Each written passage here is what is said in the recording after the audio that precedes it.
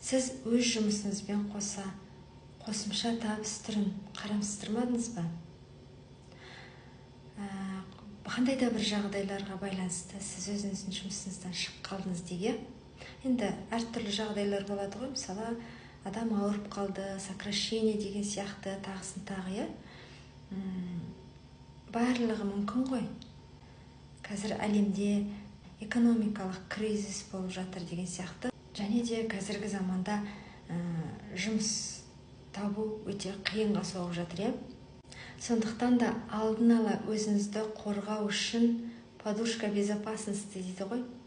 Сол ретінде қосымша табыс түрін жасаған жақсы. Мен өз басым заңды серьезный компанияда жұмыс жасаймын. Апта сайын, ай сайын өзінің бонусын төлеп отыратын байсалды компания. Сіз бар болғаны ақпаратпен бөлісу арқылы компания өзінің табысымен бөлісуді жақсы көреді. Егер сізге мүмкіндікті білуге қызық болса, жекеме жазыңыз, аккаунтыма өтіңіз, WhatsApp ссылкам тұр, WhatsApp'ыма шығыңыз, толық ақпарат алыңыз. Осындай мүмкіндікті жіберіп алмаңыз.